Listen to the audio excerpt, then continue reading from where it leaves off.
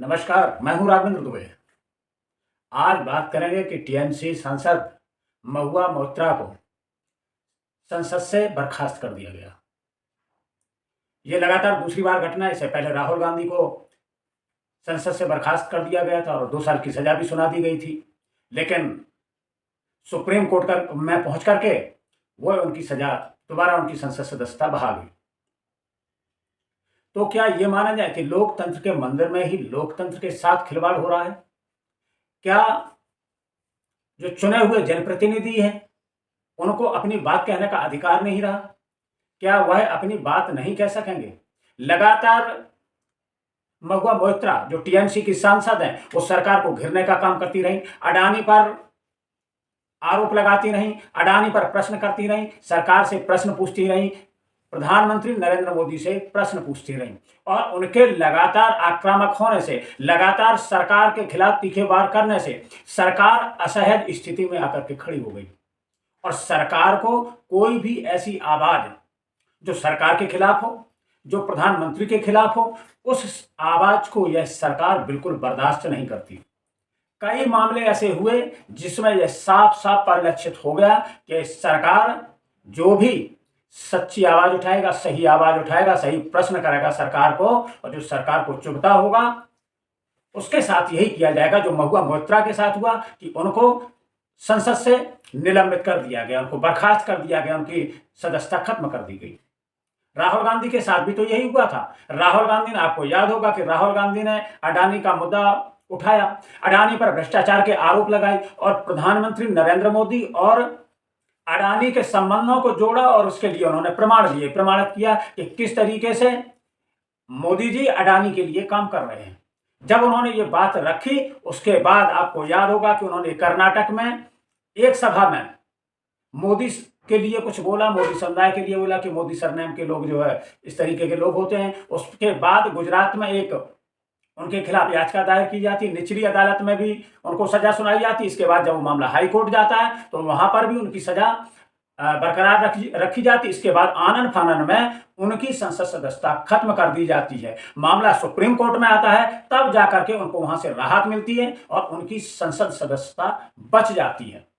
लेकिन बात वही कि सरकार के खिलाफ जो बोला, अडानी के खिलाफ जो बोला, उसको इस सरकार ने किस तरीके से, इस बीजेपी की सरकार ने, चाहे वो संसद हो चाहे और कहीं हो, अगर उसके खिलाफ आवाज उठाई तो फिर उसको संसद की सदस्यता से निलंबित कर दिया गया। अगर किसी ने संसद के बाहर ये मामला उठाया तो उसके खिलाफ सीबीआई, ईडी का प्रयोग कर दिया गया, उसको भी गिरफ्तार कर लिया गया। संजय सिंह, आपको याद होंगे, आम आदमी पार्टी के राज्यसभा सांसद, उनको किस तरीके से वो लगातार मोदी पर आक्रामक थे, अडानी का मामला उठा रहे थे, भ्रष्टाचार के मामले उजागर कर रहे थे सरकार के। लेकिन जितने वो आक्रामक हो रहे थे तो लोगों को लग रहा था कि इनका भी समय आ गया है जेल जाने का, और वही हुआ, आज वो जेल में है।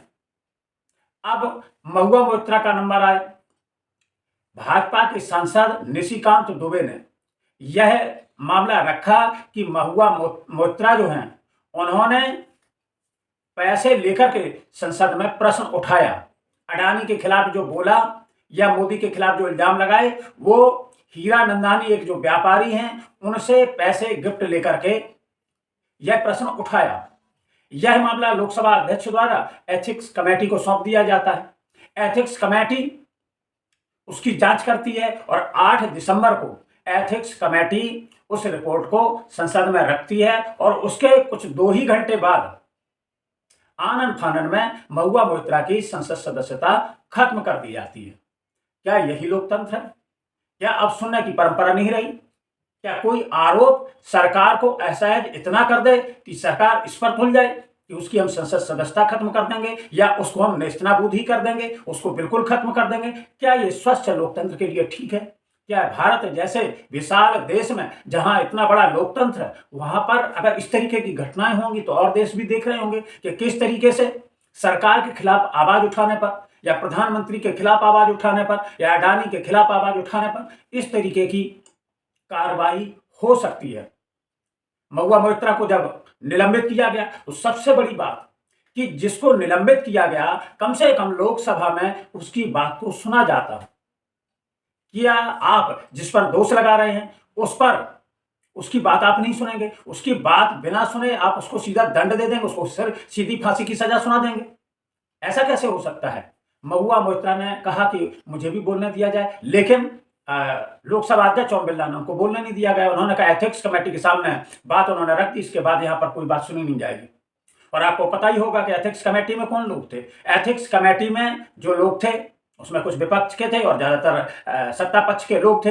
एथिक्स कमेटी के जो अध्यक्ष विजय सोनकर, जब उनके सामने वो पेश हुई थी तो उन्होंने पूछा कि आप रात को किससे बात करती हैं, क्या करती हैं, क्या नहीं करती हैं। तो वहां से वो तमतमा के निकल भी आई थी महुआ मोइत्रा। उन्होंने बाहर आकर के आरोप भी लगाया था कि इस तरीके से मुझसे सवाल पूछे जा रहे हैं, एक तरफा बात की जा रही है। वह मामला 6-4 से हुआ और एथिक्स कमेटी ने अपनी रिपोर्ट में अभी ये नहीं कहा कि इसकी जांच तो होनी चाहिए, लेकिन उन्होंने कहा कि इनकी संसद सदस्यता समाप्त कर दी जाए। और वह जैसी रिपोर्ट लोकसभा में रखी गई, 500 पेज की वो रिपोर्ट थी और 500 पेज की रिपोर्ट कम से कम विपक्ष को पढ़ने के लिए समय तो दिया जाता।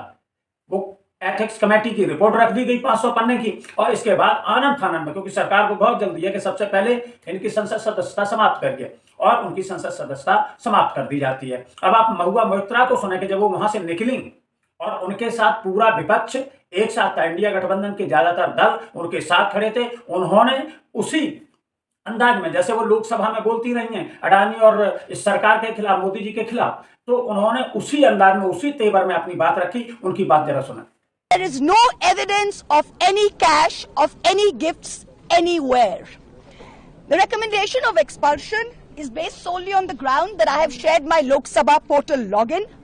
There are no rules whatsoever to govern the sharing of logins. As the hearing of the Ethics Committee demonstrates, all of us MPs are conveyor belts to get questions from the public, from citizens, and to voice that in Parliament. What is important is that if this Modi government thought that by shutting me up, they are going to do away with the Adani issue, let me tell you this, that this kangaroo court has only shown to the all of India that the haste and the abuse of due process you have used demonstrates how important Mr. Adani is to you and to what length you will go to harass a single woman MP into shutting her into submission. Tomorrow the CBI will be sent to my house. I'm sure they will harass me for the next 6 months. But I would like to ask, what about the 13,000 crore coal scam of Mr. Adani that the CBI and the ED have not found place to look at? You tell me I have compromised national security with a login portal? Mr. Adani is buying all our ports, all our airports, and his shareholders are foreign professional investors, and the Ministry of Home Affairs is giving them clearance to buy all our infrastructure. Ramesh Biduri stands up in Parliament and says to Danish Ali, he's one of 26 Muslim MPs, only one of 26. In a country of 200 million Muslims, the BJP has 303 MPs and has not sent one Muslim to Parliament. Ramesh Biduri stood up and told Danish Ali, ye bhadwa, ye katwa, no action has been taken. Nothing has been taken. You hate minorities. You hate women. You detest Nari Shakti. You cannot handle power and authority. I'm 49 years old. I will fight you for the next 30 years inside Parliament, outside Parliament, in the gutter, on the streets. Adim hanghingstra manobikatar jodi ami keu hoi, shojon harane shoshane toder chita ami tulboi. We will see the end of you. Do not wonder. Punjab, Sindh, Gujarat, Maratha, Dravida, Utkala, Bongo. You don't have the Punjab. Sindh is not ours. Dravid is not yours. Utkal is not yours. Bongo is not yours.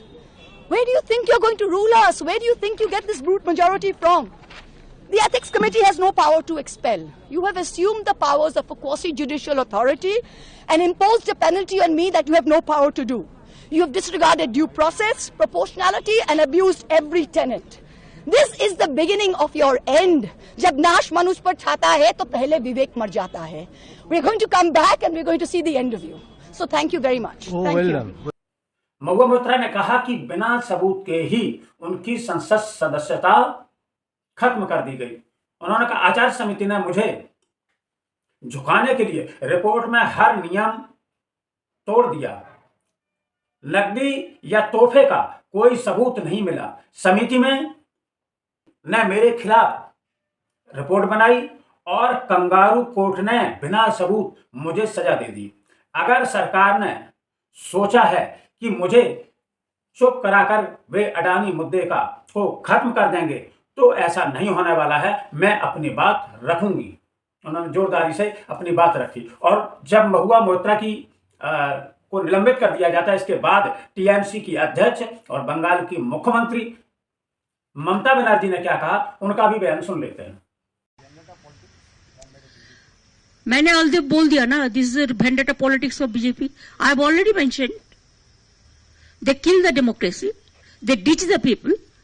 Within half an hour, every political party has been discussed. 2-3 minutes, 2-3 minutes, 2-3 minutes. And now they have taken a decision. And you left 495 pages. And you didn't allow even the victims to take her own stand for her self-defense. This is unfortunate. This is really unfortunate. It cannot be acceptable. It is unacceptable. It is injustice. It is irreparable. And Mahua will win the case, win the battle next, and see the people will give the befitting reply to BJP. I believe so. Politically, we will fight, and people will fight. People will give the justice. I believe so. They will be defeated in the next election. It is my total conviction. Mamata Banerjee ने कहा कि भाजपा लोकतांत्रिक रूप से नहीं लड़ सकती है, इसलिए वह इस तरीके से प्रतिशोध लेने का काम करती है। एक महिला, विशेषकर युवा पीढ़ी से संबद्ध नेत्री का जिस तरह से उत्पीड़न किया गया है और लोकतंत्र की हत्या की गई है, मैं उसकी निंदा करती हूं। टीएमसी पूरी तरह से महुआ के साथ थी, है और रहेगी। उन्होंने साफ शब्दों में कहा, और उन्होंने ये कहा कि अब की बार जो महुआ आएंगे लोकसभा में, इससे ज्यादा बहुमत लेकर के आएंगे।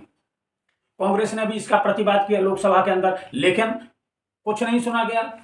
लोकसभा अध्यक्ष ओम बिरला ने ध्वनिमत से, क्योंकि विपक्ष बहिर्गमन कर गया था, उनको लोकसभा की सदस्यता से हटा दिया। मामला ये हुआ कि इसमें जो आरोप लगाए गए, आरोप ये भी कि जो सांसद का जो लॉगिन था, उसे भी विदेशों में 47 बार उसे लॉगिन किया गया, दुबई में लॉगिन किया गया। तो और जो 540 सांसद हैं टोटल, क्या उनका कहाँ कौन, उनका जो सोशल मीडिया का कौन हैंडल करता है, कौन लॉगिन करता है, तो ये भी सब बाकायदा उसकी जांच होनी चाहिए, पारदर्शी तरीके से होना चाहिए, और जो भी दोषी हो उसके खिलाफ सख्त कार्रवाई होनी चाहिए। लेकिन मामला फिर वहीं आ जाता है कि आप राहुल गांधी की सदस्यता खत्म कर देते हैं, आप संजय सिंह को गिरफ्तार करके जेल भेज देते हैं, आप महुआ मोइत्रा की संसद सदस्यता खत्म कर देते हैं, लेकिन अपने सांसद, बीजेपी ने अपने सांसद रमेश बिधूड़ी, जिन्होंने पूरी लोकसभा को कलंकित करने का काम किया,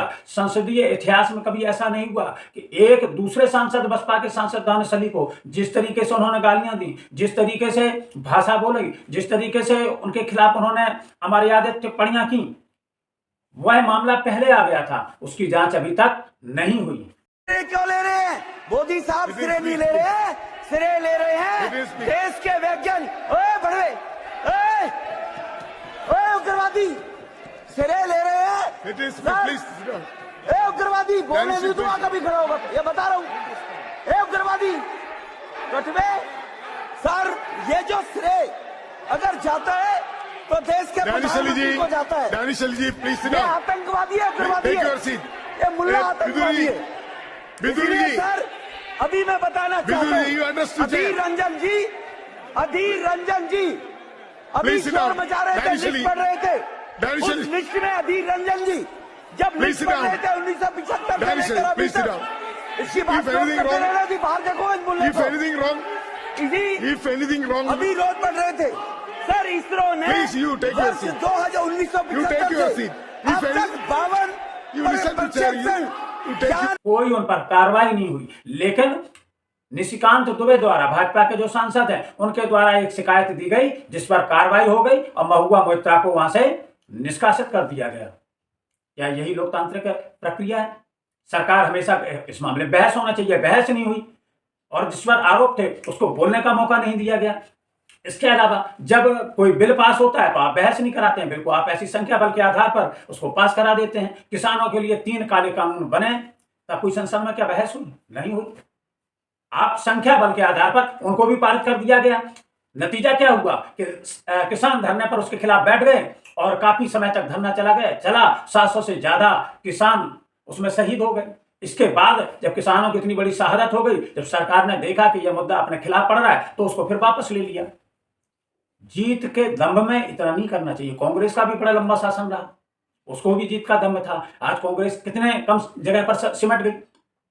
वही काम बीजेपी कर रही है। बीजेपी का इतना बड़ा दम कि कोई भी अगर सरकार के खिलाफ बोलेगा, अडानी के खिलाफ बोलेगा या इनकी नीतियों के खिलाफ बोलेगा, तो उसे गिरफ्तार करके या जेल भेज दो या सीबीआई ईडी भेज दो, जिससे कि उसे किसी भी तरीके से नेस्तनाबूद किया जाए, उस आवाज को खामोश किया जाए। और आज यही हुआ। लोकतंत्र के मंदिर में लोकतंत्र की हत्या हो गई और ऐसी आवाज जो मुखर थी, प्रखर थी, जनता की आवाज बनकर जो उठ रही थी, उस आवाज को षड्यंत्र के तहत खामोश कर दिया गया। क्या यही लोकतंत्र है? क्या डॉक्टर भीमराव अंबेडकर, बाबा साहब अंबेडकर ने इसी के लिए इस संविधान की संरचना की थी कि वहां पर रोज इसी तरीके से संविधान की हत्या होती रहेगी, संविधान की आड़ में, और जो सच्चाई है उसको दबाने का प्रयास किया जाएगा।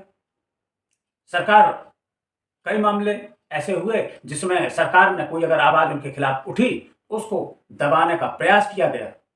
लेकिन एक काम जरूर हुआ, ये सरकार एक काम जरूर किया कि जो विपक्ष, अभी 3 राज्यों में चुनाव हुए थे, 3 राज्यों में चुनाव के बाद जो बिखरा हुआ इंडिया गठबंधन लग रहा था, इस मामले के बाद आपने देखा होगा संसद से जब बहिर्गमन हुआ और जब उन्होंने अपना वक्तव्य महुआ मोइत्रा ने दिया, तो सोनिया गांधी जी भी उनके पीछे खड़ी थी, फारूक अब्दुल्ला भी उनके पीछे खड़े थे, दानिश अली भी खड़े थे, और दलों के सांसद भी, जो वरिष्ठ सांसद हैं, वो भी उनके साथ खड़े थे।